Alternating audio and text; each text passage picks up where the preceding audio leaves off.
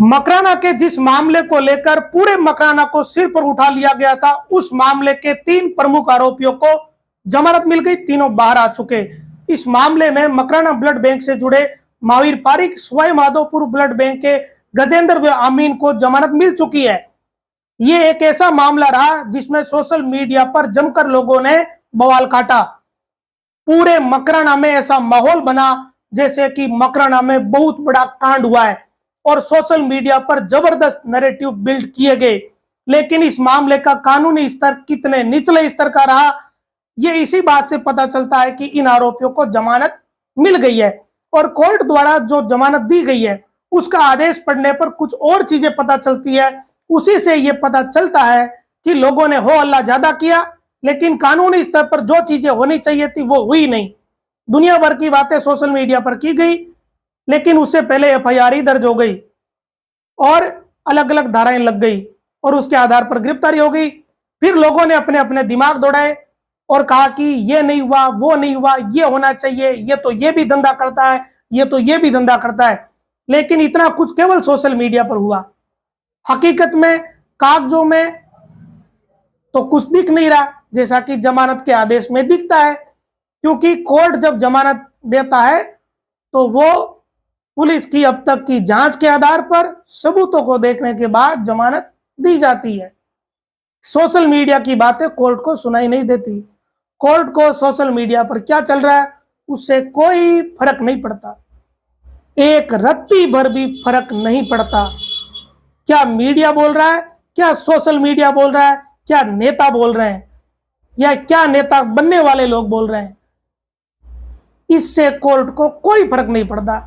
ये इस बात से समझ लो, क्योंकि कोर्ट ने जमानत दी है और जमानत क्यों मिली है इसे समझना भी कोई रॉकेट साइंस नहीं है, क्योंकि जमानत मिलनी थी तभी जाके जमानत मिली है। इस मामले में पुलिस ने जो अब तक अनुसंधान किया, उस अनुसंधान में जो चीजें कोर्ट ने पढ़ी है अब तक की केस डायरी में, उससे कोर्ट को लगा कि जमानत दे देनी चाहिए, तभी दी है ना। तो इससे समझ लो कि इस मामले में जो धाराएं, जिन धाराओं में मुकदमा हुआ उसका कानूनी स्तर कैसा है और अब तक का अनुसंधान किस तरीके का हुआ है।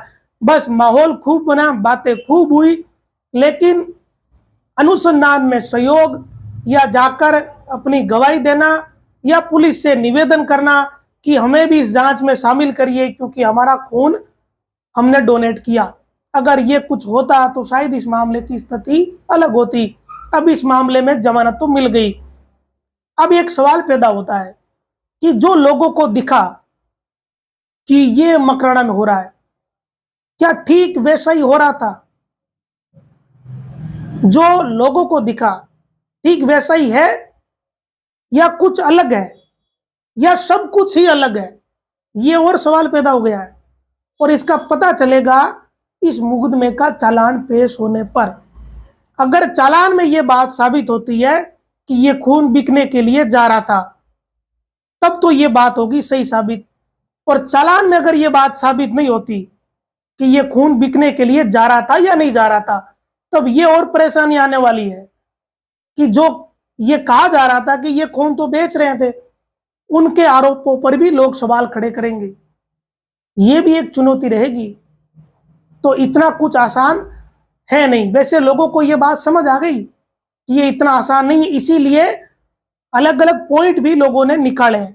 अब उन बातों को भी कहा गया है।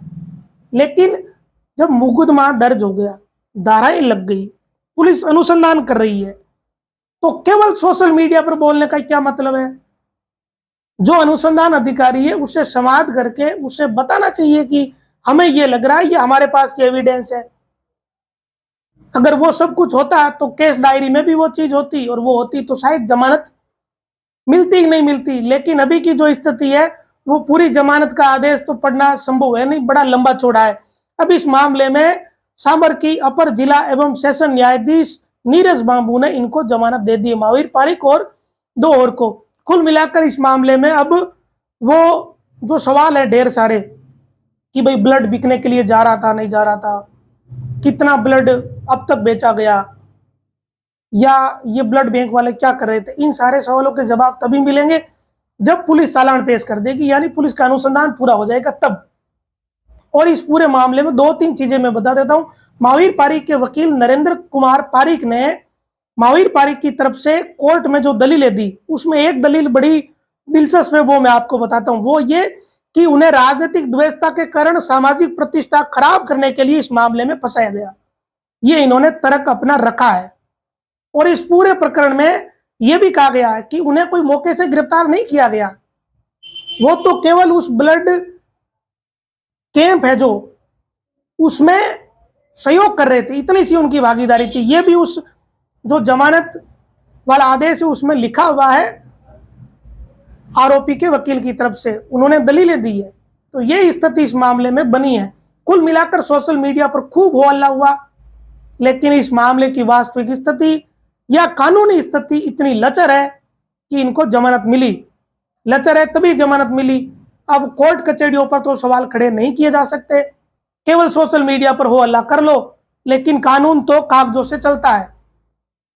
सोशल मीडिया पर कोई नेता, कोई सामाजिक कार्यकर्ता या कोई बड़ा व्यक्ति क्या बोल रहा है, उससे कोर्ट को कुछ फर्क नहीं पड़ता। सोशल मीडिया पर किस तरह का नैरेटिव चल रहा है, मीडिया क्या लिख रहा है, क्या बोल रहे हैं, इससे भी कोर्ट को कुछ फर्क नहीं पड़ता। कोर्ट को यह देखना होता है कि जिस मुकदमे में जमानत लगाई गई है उसके जांच अधिकारी, उसके अनुसंधान अधिकारी ने अब तक के अनुसंधान में क्या पाया है। अगर कुछ पाया है, कुछ ढंग का पाया है, तब तो कोर्ट जमानत खारिज कर देता है, और कुछ नहीं पाया होता तब कोर्ट जमानत दे देता है। या कुछ ऐसा ही पाया गया हो जो उस स्तर का नहीं हो जिस स्तर की धाराएं लगी है, तब भी जमानतें मिलती है। इस मामले में तो बहुत सारी चीजें जमानत के आदेश में है। तो सवाल बस वैसा का वैसा है कि ये लोग खून के सौदागर हैं या नहीं है, खून बेचने के लिए जा रहे थे या क्या करने के लिए जा रहे थे।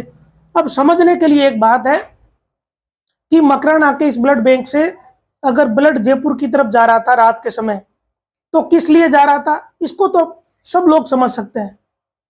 गांव में बैठा व्यक्ति भी समझ आता है कि इसका क्या उपयोग होने वाला था। अगर सब कुछ सही होता तो दिन को ले जाते, लेकिन कानून में इन चीजों को साबित करना पड़ता है। बात कहने की होती है अलग, फिर साबित करनी होती है अलग। तो ये इस मामले में फर्क अभी दिख रहा है। आगे क्या स्थिति रहती है ये तो देखना ही। बड़ा बुरा लग रहा है कि जिस मामले को जिस ढंग से देखा गया, हमने जब देखा तो हमें लगा कि खून के सौदे किए जा रहे हैं, ब्लड बेचा जा रहा है, और यही बातें सबको पता चली। अब जब स्थिति ये है तो अब सवाल पैदा हो गए नए नए कि वास्तविक स्थिति क्या है, कौन किसके लिए कर रहा था, क्या ब्लड का सौदा आगे नहीं हो, इसको रोकने के लिए यह किया गया या कुछ और भी प्लान थे।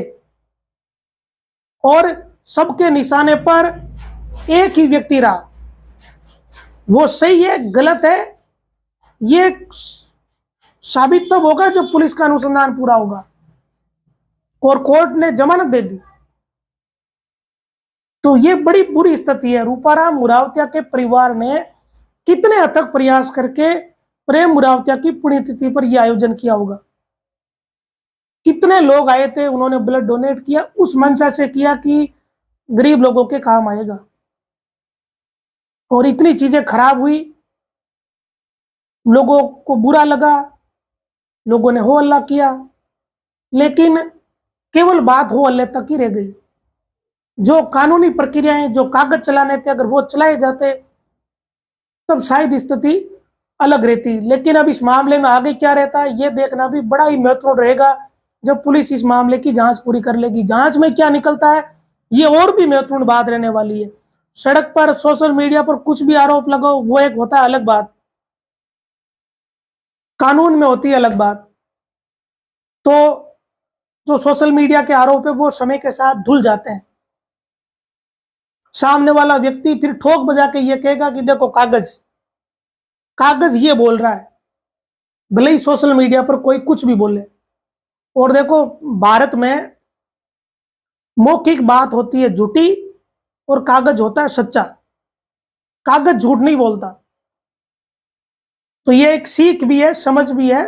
जो लोग वकील या कानून को जानते हैं वो इस बात को बड़ा मानते हैं, और मैंने भी उनसे ये बात सुनी हुई है, सीखी हुई है कि जो भी आप जुबान से बोल रहे हो उसका कोई मोल नहीं है। कागज बड़ा सच्चा होता है, कागज की वैल्यू है हमारे देश में, और कागज ही सब कुछ होता है। और कागज देखने पर कोर्ट को लगा कि जमानत देनी चाहिए तो जमानत दे दी। आपकी इस पर कोई प्रतिक्रिया है तो जरूर देवे, और इस मामले में कम से कम लोगों को भी हार नहीं माननी चाहिए, अभी संघर्ष करना चाहिए, क्योंकि केवल जमानत मिली है, कोई मुकदमे का फैसला नहीं हुआ, अभी जांच चल रही है, चालान पेश होना बाकी है। तो अभी लोगों को सोशल मीडिया पर लड़ाई लड़ने की बजाय ग्राउंड पर जाकर लड़ाई लड़नी चाहिए। नमस्कार।